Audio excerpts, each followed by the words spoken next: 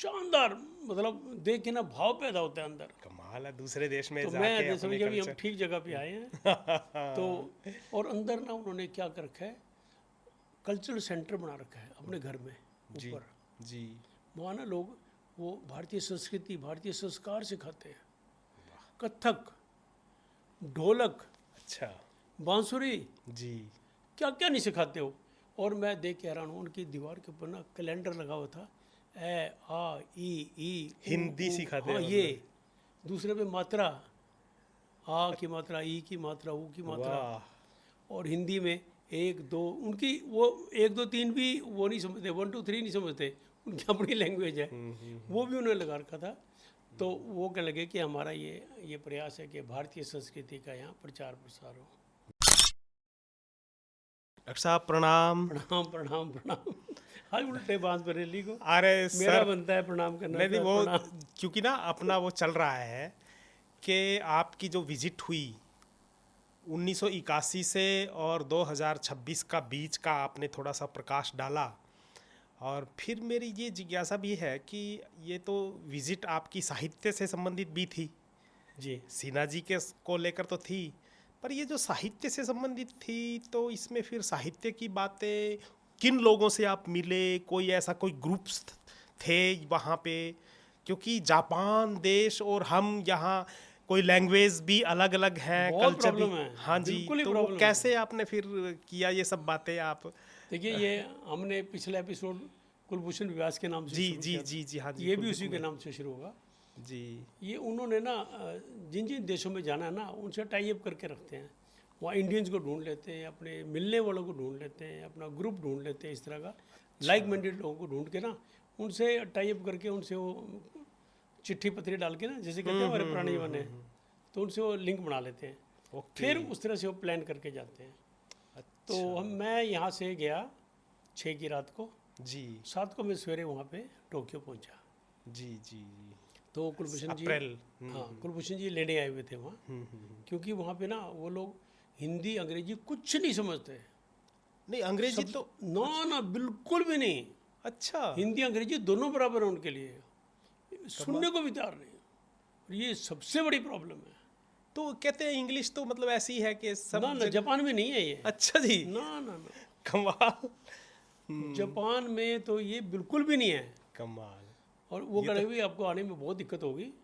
या तो आपको करना पड़ेगा भी, आप वहाँ टैक्सी स्टैंड वाले को कहोगे मेरे को ये टैक्सी चाहिए, तो वो फिर बहुत कॉस्टली पड़ती है वहाँ से। और फिर आपको होटल में आके फिर दिक्कत रहेगी, समझा नहीं पाओगे टैक्सी वाले को बताना ये वो। तो मैं आपको लेने आऊँगा, तो वो वहाँ पे लेने आए, हम गए। तो मैंने पूछा कि अब कैसे अपना क्या प्रोग्राम रहेगा। वो कहते यहाँ पे टोक्यो में एक भारतीय मूल का आदमी एमएलए बना है। अच्छा। वहाँ पे, अच्छा जी। हाँ वहाँ का विधायक बना टोक्यो में। कमाल। और पूरी टोक्यो वर्ल्ड इज की द प्रेस ने, कैपिटल। वर्ल्ड की प्रेस ने उसको कवर किया था। उनका नाम है योगेंद्र पुराणिक। अच्छा पुराणिक की वजह से उनका परिवार पुराणिक कहलाता है। ठीक। मतलब इतना एनर्जेटिक और इतना प्रसन्नचित्त व्यक्ति है ना, मैं उनको देख के हैरान हो गया। देखिए उनके घर की मैं आपको खासियत बताऊँ ना, जी। उन्होंने 15 फुट ऊंची घोड़े पे शिवाजी महाराज की वो बड़ा सारा वो स्टैचू अच्छा लगा अच्छा रखा अच्छा, है। आपकी सोशल मीडिया पे मैंने वो हाँ, फोटो देखी थी। हाँ। अच्छा अच्छा, उनकी है वो। हाँ ठीक। 285 किलो वजन है और सोने का रंग किया हुआ उसके ऊपर। वाह। मतलब वो इतने, हमने आइडिया लगा लिया ये महाराष्ट्र की फैमिली है। हाँ, अच्छा अच्छा, इसीलिए वो घर के ऐसा घर के बाहर घर के सड़क, बाहर क्योंकि रोड है शायद वो फोटो में जो हाँ आया रोड है हुआ ना, हाँ, एक कॉर्नर उन्होंने उसके लिए छोड़ा ठीक था। ठीक ठीक ठीक। लोग जनरली उस कॉर्नर पे अपनी कार खड़ी करते हैं। उसने कहा नहीं, मैं तो शिवाजी महाराज के, शानदार, मतलब देख के ना भाव पैदा होता है अंदर। कमाल है, दूसरे देश में तो जाके मैं अपने समझिए अभी हम कल्चर। ठीक जगह पे आए हैं। तो और अंदर ना उन्होंने क्या कर रखा है, कल्चरल सेंटर बना रखा है अपने घर में जी ऊपर। जी। वहाँ ना लोग वो भारतीय संस्कृति, भारतीय संस्कार सिखाते हैं। कथक, ढोलक, अच्छा। बांसुरी, जी क्या क्या नहीं सिखाते हो। और मैं देख के हैरान हूँ, उनकी दीवार के ऊपर ना कैलेंडर लगा हुआ था, ए आ ई हिंदी सिखाते हाँ हैं ये। दूसरे पे मात्रा, आ की मात्रा, ई की मात्रा, ऊ की मात्रा। वाह। और हिंदी में एक दो, उनकी वो एक दो तीन भी वो नहीं समझते, वन टू थ्री नहीं समझते, उनकी अपनी लैंग्वेज है, वो भी उन्होंने लगा रखा था। तो वो कहने लगे कि हमारा ये प्रयास है कि भारतीय संस्कृति का यहाँ प्रचार प्रसार हो। वाह। और फिर एमएलए बने, मैं तो बड़ा हैरान था, और बड़े पॉपुलर एमएलए हैं। हमारे इंडिया से जो भी लड़के जाते हैं ना, उनके पेरेंट्स कह के भेजते हैं कोई दिक्कत हो ना आप ये नंबर ले जाओ, योगी जी को फ़ोन कर लेना, योगी जी के नाम से जानते हैं। अच्छा अच्छा, योगेंद्र से योगी। हाँ, योगेंद्र कुल है उनका पौराणिक, योगी जी कहते हैं सारे वहाँ, योगी जी पूरे जो पोस्टर उनकी लगे ना योगी जी। ठीक। और वो जानते नहीं, वो मिले नहीं योगी से, वो कहते आप फ़ोन कर देना बस मैं इंडिया से आया हूँ, इतने में तेरा काम हो जाएगा। और सच्चे हमें पता लगा कि वो ऐसे ही आदमी है। तो पहला प्रोग्राम जो है ना, उन्होंने अपने कल्चरल सेंटर पे ये अरेंज करवाया। मैं नाम मेरे को फिर भूल जाता हूँ उनका, क्या नाम था, शायद एवा गावा, शायद कुछ ऐसा नाम था। वहीं से वो एमएलए हैं, वहीं उनका घर है। ठीक। तो वहाँ पे उन्हें, और उसमें क्या रहा प्राचार्य जी, जैपनीज लोग आए हुए थे, और वो जैपनीज ना बिल्कुल हिंदी नहीं समझते थे। जैसे मैंने बात की और वो ना उसका वो हमें इशारा करते, उसको फिर वो जैपनीज लैंग्वेज जापान वो फिर वो वाह सो ओके। उनके मतलब वैल्यू हाँ, नहीं, जब समझ उनके आती थी भाव से, तब। अरे उनके भाव से लगता है ऐसा था, हमारी तरफ देखते हम कहते नहीं ऐसे। और उन्होंने वहाँ पे इतना शानदार प्रोग्राम करवाया और बड़ी श्रद्धा से करवाया, मतलब ये फॉर्मेलिटी नहीं थी कुछ भी, आराम से बैठ के सारी बातें कराई। और फिर उन्होंने वहाँ से ओसाका में भी फ़ोन किया, और दूसरे जो भारतीय मूल के आदमी थे ना टोक्यो में, उनको भी बुलाया। वहाँ पे जैपनीज भी सुनने वाले थे और हमारे हिंदुस्तानी भी थे। और देखो ये कुलभूषण व्यास जी को ना मानना पड़ेगा, उन्होंने पूरा तरीका बना रखा है। वो पहले सिन्हा जी की जो वीडियो है ना, जो विकास शर्मा ने कर हाँ रखी जी है, हाँ जी हाँ जी। जैसे 30 मिनट की है, जी। उसमें से उन्होंने 3.5 मिनट की, 4 मिनट की निकाल ली, ठीक। वो उनको सुनाते हैं, ओके। उनको बताते हैं। फिर वो योगी जी बताते हैं कि इनका मतलब ये था। सबसे पहले थी सत्य पे, सत्य क्या है, इस तरह करके उन्होंने 3 वीडियो बनाते हैं। फिर एक वीडियो यहाँ से मैंने अपने केशव मेहता को कह के ना एक अपनी वीडियो मैंने बनाई थी जी कि मेरा सिन्हा से कितना पुराना लिंक है। जी जी। मैं पहली बार उनसे 1980 में मिला था, जी। और चांस की बात है वो चित्र मेरे पास था। ओके। उसमें मैंने टाइट भी लगा रखी है, सूट हाँ, साट डाल वो रखा है, 80 में तो और फिर सिन्हा आप जी मेरे साथ खड़े हैं। यंग। हाँ हाँ हाँ। तो वो उनको फिर वो ये उनको लगता हाँ ऐसे देखते ना, यस ये बंदा ना, ये वही बंदा है।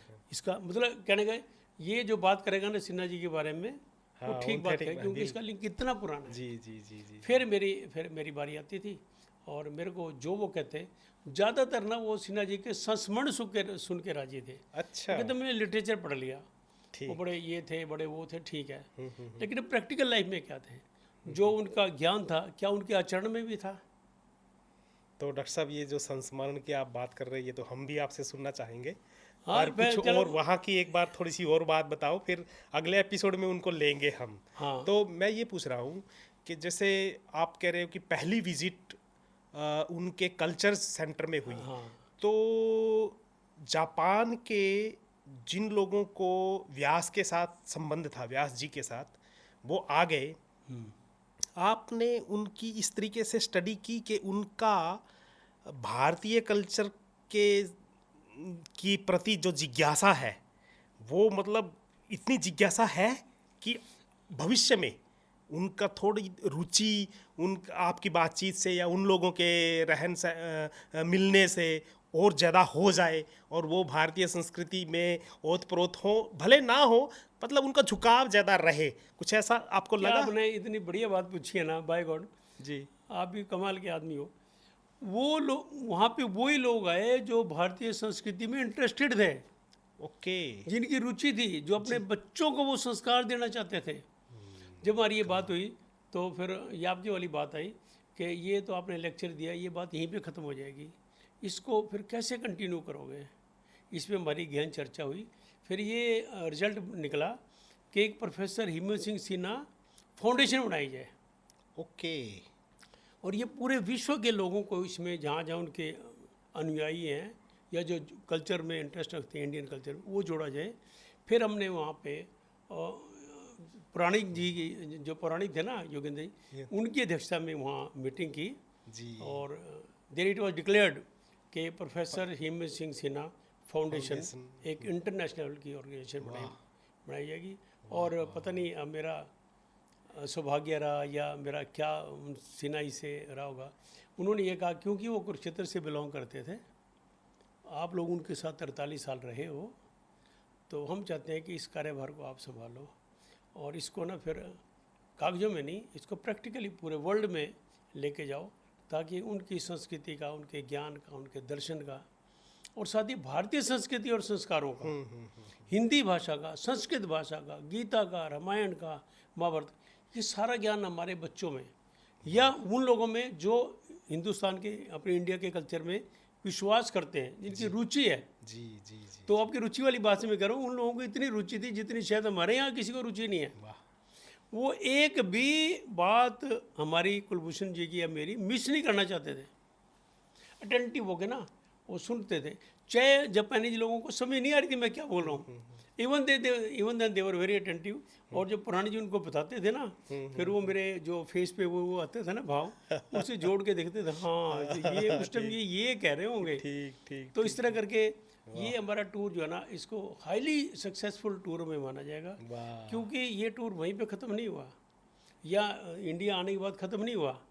ये इस पे बहस चल रही है हमारी, चर्चा चल रही है हमारी, और बहुत जल्दी ये इसकी रजिस्ट्रेशन हो जाएगी। ओके। सोच रहे हैं कैसे क्या करना है। तो ये आपका जो प्रश्न है ना, इसने मेरे को याद करवा दिया, मेरे को डॉक्टर याद साहब, नहीं था कि ये हुआ कि इसको हम प्रयास को जाने नहीं देंगे। ठीक ठीक। ये हमारा, और इसमें सबसे मेन रोल कुलभूषण व्यास जी का है। जी जी जी। उन्हीं की सोच थी, मेरी ये सोच नहीं थी। हम तो साधारण से आदमी हैं। मेरी रुचि थी वहाँ जाने की, सिन्हा जी के प्रति मेरी श्रद्धा थी, भारतीय संस्कृति पे से मेरा जुड़ाव है, और वो आपकी वजह से और ज़्यादा हो रहा है। तो इसने ये तो डॉक्टर साहब आपने जापान में भी ना, हाँ, और ओसाका की बात फिर बताता हूँ। हाँ ठीक है मेरे को ठीक है, लगता वो तो एपिसोड फिर और लंबा हो जाएगा। ओसाका की बात भी पूछेंगे आपसे और संस्मरण भी पूछेंगे, और एक बधाई भी मैं आपको दूंगा और व्यास जी को, कि इसके साथ साथ आपके लिए, व्यास जी के लिए जो फाउंडेशन की बात आपने सोची है, योगेंद्र जी का आपने जिक्र किया, उन सब को याद करके मैं मतलब आपके लिए शुभकामनाएं भी रखूंगा। तो आपका बहुत बहुत धन्यवाद।